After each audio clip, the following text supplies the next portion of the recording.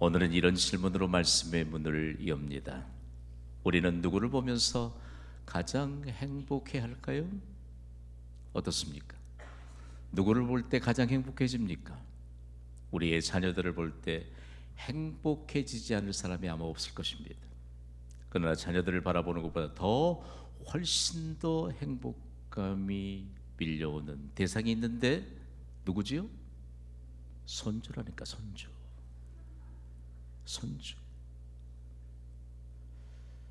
손주가요, 얼마나 행복을 안겨주는 존재일까?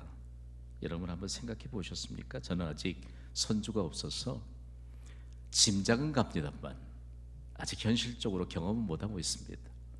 사실 과연 그럴까 해서 우리 성도님들의 카톡을 좀 조심스럽게 들여다봤습니다. 이 사실입니다. 손주가 출생하는과 동시에 배우자의 사진이 삭제를 당합니다. 자녀들의 사진도 삭제를 당하고 말아요. 그리고 온통 손주들의 사진으로 도배가 되고 맙니다. 아무런 조건 없이 그저 행복감을 안겨주는 손주들의 모습을 볼 수 없는 위험한 시대가 다가왔습니다. 우리나라가 왜 이렇게 인구 절벽으로 인해서 손주들의 모습을 볼 수 없는 위험한 지경까지 우리가 걱정해야 될까요? 사실 우리나라의 인구 절벽에 대해서 경고음을 울린 지는 벌써 오래됐습니다. 저출산 원인에 대한 여러 언론사의 발표를 여러분이 잘 보셨을 것입니다. 그리고 기억할 것입니다. 저도 면밀히 들여다봤습니다. 저출산의 근본 원인이 상상을 초월하는 주택값 상승에 있습니다. 그리고요, 상상을 초월한 자녀들의 사교육비에 그 원인이 있고, 그리고 만만치 않는 출산과 더불어 육아에 있고요, 더욱이 육아로 인한 여성의 경력 단절들을 요인으로 꼽았습니다. 언론사들이 하는 일이 이런 근본 원인만 그냥 제시를 하는데 근본 해결책은 없습니다. 제가 이 여러 원인들을 한번 분석해 보니까 속된 표현으로 돈 때문이에요. 맞잖아요. 돈 때문에 자녀를 낳지 않겠다. 돈 때문이지요. 저는 제 머릿속에 0.78이라고 하는 이 수치가 떠나지를 않습니다. 2022년도 출산율이 바로 가임 여성 한 명당 0.78명이에요. 심각한 수준이죠. 돈 때문이에요. 그래, 돈 때문이라고 원인을 밝히고 있지만 이 문제를 해결하기 위해서 지난 2022년도에 정부가 저출산을 극복하기 위해서 출산 지원금을 얼마를 투입했느냐? 53조 8천억 원을 투입했습니다. 지난 한 해 동안 자녀들의 사교육비가 통틀어 22조 원입니다. 돈 문제입니까, 여러분? 저출산 문제가? 그런데 근본적인 돈 문제라고 접근을 해서 아무리 천문학적인 숫자의 재정을 투입해도 그 결과는 오히려 더 참담해지고 맙니다. 과연 돈으로도 정부로도 해결하지 못한 이 문제를 어떻게 해결해야 할까요? 여러분, 출산은요, 생명의 주관자이신 하나님의 주권입니다. 하나님의 자녀된 예배자 여러분, 출산은요, 하나님의 주권임을 인정해야 합니다. 출산이 하나님의 주권이에요. 어쩔 때 딸아이가 엄마 나한테 여동생을 좀 낳아주지, 그걸 얘기할 때마다 엄마는 5아이를 갖고 싶었어. 그러나 하나님이 그것도 기적적으로 둘밖에 주지 않으셨단다. 여러분, 하나님이 새 생명을 잉태케 하시는 그 출산은요, 절대적인 하나님의 주권입니다. 오늘 본문인 창세기 1장 26절은 하나님이 사람을 창조하실 때 얼마나 놀라운 계획이 있었는가를 가르쳐주고 있습니다. 창세기 1장 26절 말씀을 우리 함께 읽습니다. 시작. 하나님이 이르시되 우리의 형상을 따라 우리의 모양대로 우리가 사람을 만들고 그들로 바다의 물고기와 하늘의 새와 가축과 온 땅과 땅에 기는 모든 것을 다스리게 하자 하시고. 아멘. 하나님이 사람을 창조하시면서 긴밀하게 삼위 하나님이 계획하시고 의논하셨습니다. 우리라고 하는 말이 몇 번 등장합니까? 몇 번 등장하지요? 3번 등장. 우리의 형상을 따라 우리의 모양대로 우리가 사람을 만들고, 우리말이나 다른 언어에 없는 삼위일체 하나님에 대해서 구약의 원문인 히브리어는 장음 복수 형태를 띤 단어 하나를 사용하고 있습니다. 하나님은요, 성부, 성자, 성령 삼위로 존재하십니다. 그리고 이 삼위 하나님이 일체로 존재하십니다. 삼위 하나님, 삼위일체 하나님, 신묘막측하신 하나님이시죠. 이 삼위일체 하나님을 우리가 어떻게 생각하고 있을까? 여러분, 삼위일체 하나님을 우리가 우리의 인간의 상식으로 이해할 수 있습니까? 이해 못합니다. 따라합시다. 삼위일체 하나님은 이해의 대상이 아니다. 믿음의 대상이다. 믿으시기 바랍니다. 성경도 우리가 이해해야 될 이해의 대상이 아닙니다. 하나님의 관점으로 기록된 성경은 믿음의 대상입니다. 믿으면 말씀대로 이루어지게 될 줄 믿습니다. 신학적인 해석을 통해서 삼위 하나님이 사람을 창조하시는데 이것을 하나님의 공작이라고 합니다. 하나님의 공작. 영어 단어에 트리니티라고 하는 단어가 있는데 삼위일체 하나님을 뜻합니다. 저는 이 단어를 곰곰이 연구하고 생각 속에 이 단어를 되뇌일 때마다 삼위일체 하나님으로 인해서 태동된 트리니티, 성부, 성자, 성령, 삼위일체 하나님은 우리의 전부이십니다. 그분은 우리의 복의 주관자이십니다. 그럼에도 불구하고 말씀이 선포될 때 하나님의 말씀에 귀를 기울이지 않으면 우리의 예배는 시체말로 꽝입니다. 제 얼굴이 잘 보이십니까? 안 보이는 분도 계실 것 같은데 제 얼굴이 잘 보이세요? 네. 그러면 오늘 이 시간 하나님이 우리에게 부어주시는 은혜를 놓치지 않게 되기를 주님의 이름으로 선포합니다. 삼위일체 하나님, 이 트리니티 한 단어가요, 모든 것에 대한 총괄적인 해석이에요. 이 삼위일체 하나님께서 사람을 계획하시고 그리고 의논하셔서 사람을 지으셨는데 하나님의 공작이다. 저 북쪽의 이상한 사람들이 말이에요, 공작이라고 하는 단어를 잘못된 방향으로 사용하다가 한때는 이 공작이라고 하는 단어를 사용하면 이상한 사람들로 몰리던 때도 있었습니다. 더 놀라운 사실은 하나님을 닮은 존재로 사람을 계획하셨는데 오늘 본문인 창세기 1장 27절은 이런 놀라운 말씀을 기록하고 있습니다. 우리 함께 읽습니다. 시작. 하나님이 자기 형상 곧 하나님의 형상대로 사람을 창조하시되 남자와 여자를 창조하시고. 아멘. 하나님의 형상으로 우리를 창조하셨다고, 우리의 모양대로 우리의 형상대로 말씀하더니 27절에서는 하나님의 형상으로 표현하고 있습니다. 이미지입니다. 하나님의 이미지는 도대체 무엇을 우리에게 말씀하고 있을까? 원래 하나님의 형상으로 우리를 지으셨다는 것은 우리가 하나님과 어떤 관계라는 것이죠? 매우 가까운 존재라는 뜻입니다. 저는 우리의 아버지 되신 하나님과 매우 가까이 하고 있습니다. 여러분 아닙니까? 하나님을 가까이 함이 내게 복이라. 이 말씀은요, 어느 날 갑자기 시편 기자가 하나님을 생각하다가 만드는 얘기가 아니에요. 하나님을 사람을 만드실 때 하나님과 매우 가까운 존재라고 하는 이 바탕을 두고 하나님의 형상으로 사람을 만드셨습니다.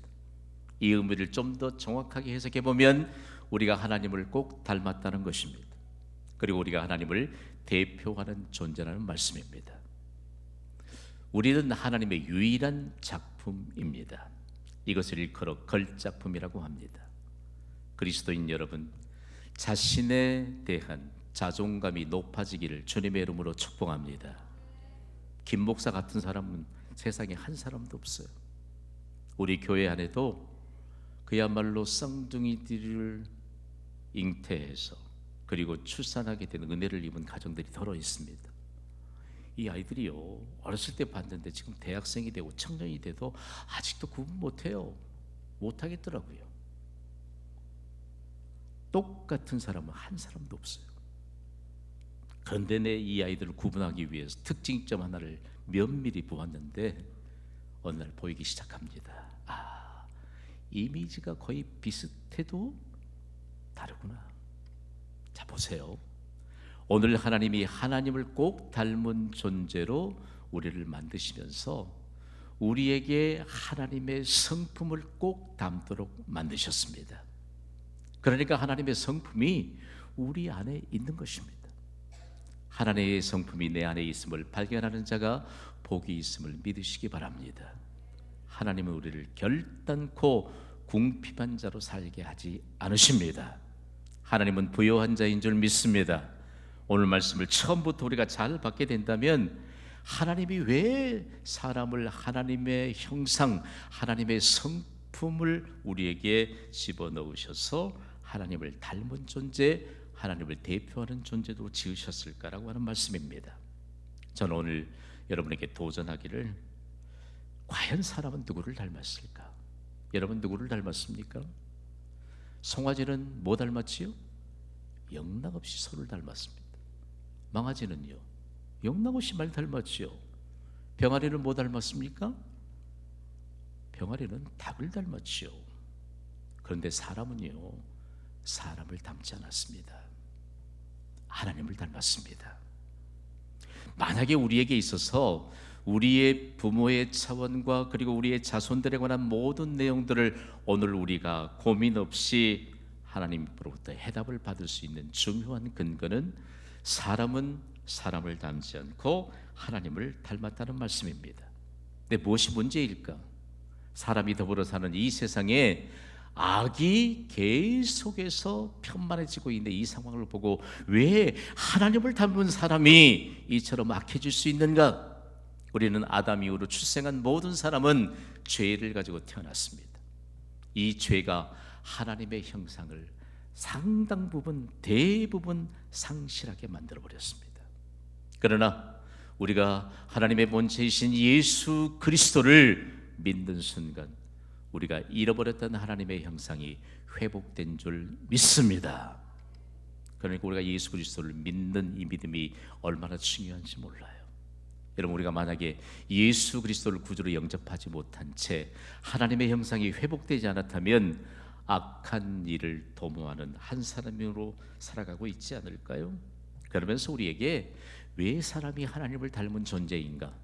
하나님은 사람이 하나님을 닮은 존재로 만들어진 이후에 하나님께서 사명을 주셨음을 깨우쳐 주십니다. 오늘 보면 창세기 1장 28절은요, 놀라운 사명을 우리에게 말씀해 주십니다. 28절을 함께 읽습니다. 시작. 하나님이 그들에게 복을 주시며 하나님이 그들에게 이르시되 생육하고 번성하여 땅에 충만하라. 땅을 정복하라. 바다의 물고기와 하늘의 새와 땅에 움직이는 모든 생물을 다스리라 하시니라. 아멘. 하나님을 닮은 존재로 사람을 만드시면서 가장 먼저 하나님이 하신 일이 뭐지요? 하나님이 그들에게 복을 주셨습니다. 하나님을 닮은 생명체를 만드시면서부터 하나님은 사람에게 복을 주셨습니다. 할렐루야! 우리에게 하나님이 생명을 불어넣으셔서 하나님을 닮은 존재로 만드시는 순간부터 복을 주셨습니다. 그런데 무엇이 문제일까? 우리가 세상의 풍조에 아주 많이 젖어 있습니다. 내 나이에 무슨 복이? 아직 어린데 이 어린아이에게 무슨 복이? 아니요, 출산하는 새 생명부터 하나님이 복을 주셨습니다. 하나님의 복은 모든 것을 초월합니다. 나이도 초월해서 임하고요, 그리고 환경도 초월해서 임합니다. 연세가 많아지셔서 하나님의 복과는 상관없다고 포기하고 있지는 않으십니까? 아브라함은 75세에 하나님의 부르심을 받았습니다. 그리고 인류 역사의 큰 획을 긋는 믿음의 조상이 됐습니다. 더 중요한 건 아브라함이 우리의 믿음의 조상인데 아브라함과 함께 우리가 믿음으로 복을 받습니다. 성경이 하나님의 말씀을 통해서 못 받고 있어요. 생각해 보세요. 그러면서 아브라함을 조금 더 연구하면 정말 아브라함은 부모의 유산을 물려받지 않고 거업으로 살았습니다. 야곱은 130세가 될 때요, 잃어버렸던 아들 요셉을 드디어 애굽에서 제2인자인 국무총리가 되었다는 사실을 알고 그리고 그를 만났습니다. 생각해 보세요. 그리고 모세는요 80세에 하나님이 함께 하시겠다는 약속을 받고 인류 역사의 전무후무한 지도자로 세움을 받았습니다. 하나님의 마음에 꼭 맞는 사람이었던 다윗을 보십시오. 그의 나이 몇 세예요? 30세에 이스라엘의 왕이 됐습니다. 하나님께 대한 믿음의 양심을 따라 살았던 요셉은요 30세에 최강대국인 이집트의 제2인자인 국무총리가 됐습니다. 오늘 우리가 처한 형편 때문에 하나님의 복과는 거리가 멀다고 생각합니까? 나면서부터 안전병이가 되어 한 발짝도 걸어보지 못했던 사람이 40대가 되어 성전 미문에 앉아 있다가 베드로의 손에 붙잡혀 나사렛 예수 그리스도의 이름으로 일어나 걸어라 라고 선포할 때 그가 일어났습니다. 뛰었습니다. 그리고 하나님을 찬송하면서 영광스러운 인생을 펼쳤습니다. 중요한 것은요, 하나님의 복은 나이와 환경과 그 모든 것을 초월하여 믿음을 따라 임합니다. 믿음으로 오늘 예배하는 삼부 예배자 여러분, 믿음을 따라 하나님이 우리에게 주신 복을 누리시기를 주님의 이름으로 축복합니다. 자존감이 높아야 돼요. 왜 그러면 하나님을 닮은 우리에게 하나님이 복을 주셨을까요? 사람에게 복을 주신 이유는요, 하나님이 주신 사명 때문입니다. 하나님이 주신 사명은 우리에게 주신 문화 명령에 있습니다. 함께 선포하겠습니다. 생육하고 번성하여 땅에 충만하라. 김 목사님, 뭐 바다의 물고기도 충만하라고 했고 새들도 땅에 충만하라고 했고 뭐 하나님이 만드신 뭐 나무 풀조차도 땅에 충만하지 않습니까? 천만의 말씀이요. 그들에게는 창조 명령만 있을 뿐입니다. 잘 들어보세요. 아무리 많은 양떼들이 함께 모여 살아도 문화를 창출해낼 수 있습니까? 아무리 많은 소떼들이 함께 모여 살아도 문화를 창출해낼 수 있습니까? 여러분, 아무리요 사람이 아닌 다른 생명체는 문화를 창출해낼 수 없습니다. 그러나 하나님을 닮은 존재는 문화를 창출해낼 수 있습니다. 우리에게 하나님이 주신 문화 명령은 생육하고 번성하여 땅에 충만하라는 것입니다. 두 번째 명령이 너무나도 우리에게 가슴을 파고듭니다. 다 함께 선포합시다. 시작. 땅을 정복하고 다스리라. 이 말씀이 도대체 뭘까? 만약 이 한반도에요 복음이 들어오지 않았다면 아마 이 나라에는 어떤 문화가 창출됐을까? 오늘 여러분 3부 예배 오셔서 예배를 통해서 우리가 노래를 몇 곡이나 했습니까? 몇 곡이나 했어요 도대체? 세상은요 알코올 기운을 받지 않으면 노래도 잘 안 하더라니까. 세상은요 알코올 기운을 받지 못하면 말도 잘 안 해요. 그런데 알코올 기운이 조금만 들어가면 말 없던 사람도 말도 잘하더라고요. 우린 차원이 달라요. 생각해 보십시오. 기독교 문화를 창출하도록 하나님이 우리에게 우리의 생명체를 하나님 닮은 존재로 만드시면서 복을 주셨습니다. 이 복을 가지고 우리가 무엇을 해내야 할 것인가? 땅을 정복하고 다스려야 합니다.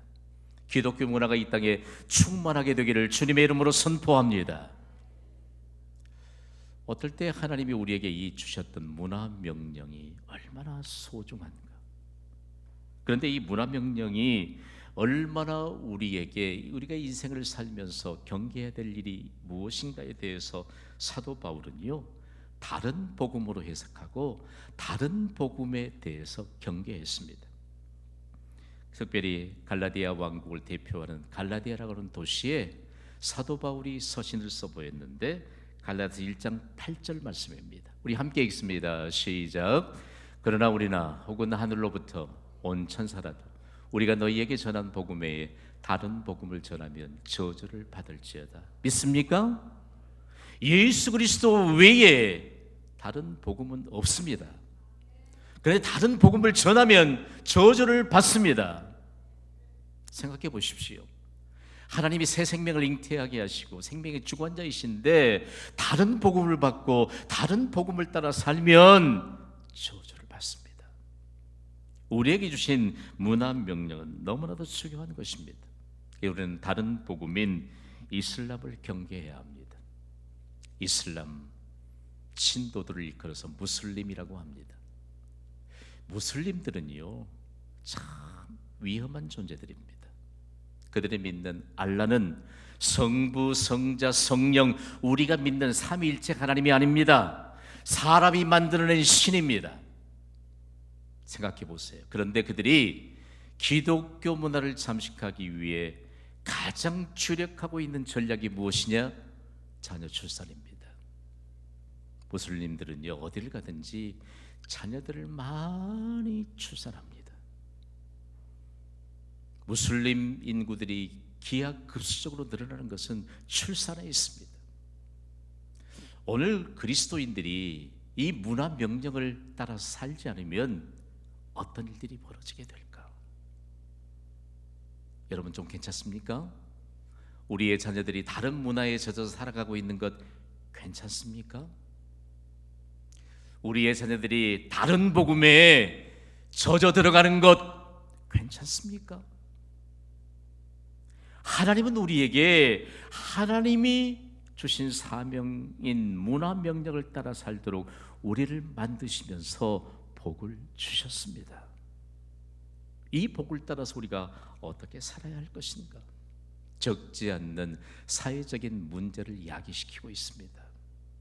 그리스도인들은 갈수록 자녀 출산을 줄여가고 있는 반면에 경계의 대상들, 다른 복음을 계속해서 퍼뜨리고 있는 무슬림들은 계속해서 기하급수적으로 자녀들을 출산하고 있습니다. 그러면서 오늘 우리가 받아야 될 메시지는 도대체 무엇일까요? 다 함께 선포하겠습니다. 시작. 교회여, 하나님이 명령하신 문화 명령을 따르라. 아멘. 교회는 누구일까? 구원받은 우리 개개인이 교회입니다. 따라합시다. 나는 경신교회이다. 우리가 경신교회예요. 교회예요. 우리가 문화 명령을 충실히 따라야 되는데 도대체 어떤 것일까? 교회는요 하나님이 주신 문화 명령을 따라서 살도록 준비를 해야 합니다. 저는 지난 주일 한 주간에 걸쳐서 딱 설교 한 편 했습니다. 출산에 관한 문제, 우리 당회원들이신 장로님들께서 깊은 기도의 우물을 파내려가고 있습니다. 교회는 하나님이 주신 문화 명령을 따라 살도록 반드시 준비해야 될 줄 믿습니다. 경신교회의 성도들께서 첫째 자녀를 출산하면 정말 우리는 축복할 것입니다. 하나님이 교회를 통해서 이전까지 드러나지 않았던 일에 대한 축복이 무엇인가를 우리 함께 드러낼 것입니다. 만일 둘째를 출산하면 정말 우리는 크게 축복할 것입니다. 셋째를 출산하는 가정이 있다면 정말 하나님께서 흡족하게 여길 만큼 우리는 축복할 것입니다. 넷째를 출산하면 세상이 떠들썩만한 그런 축복을 통해서 하나님의 문화 명령을 따라 사는 것이 얼마나 중요한 것인가를 경신교회는 세상을 향해 선포하며 나아가게 될 것입니다. 오늘 우리는요 하나님께 주신 이 명령이 얼마나 중요한가를 우리에게 가르쳐주고 있습니다. 우리는 세상과는 차원이 다른 인생을 살아가고 있음을 믿으시기 바랍니다. 자존감이 높아야 돼요. 우리가 하나님을 닮았고 우리가 하나님을 대표하는 존재로 살아가고 있고, 그러면서 우리에게는 하나님의 성품이 있는데 왜 우리는 이 사실을 망각한 채 살아가면서 세상과 똑같은 하나님이 원치 않는 문화를 창출하며 살아가고 있느냐? 오늘이 하나님이 주신 문화 명령에 충실하게 따르겠다고 결단하고 선언하는 축복의 전환점이 될 수 있게 되기를 주님의 이름으로 축원합니다. 안주해 주세요.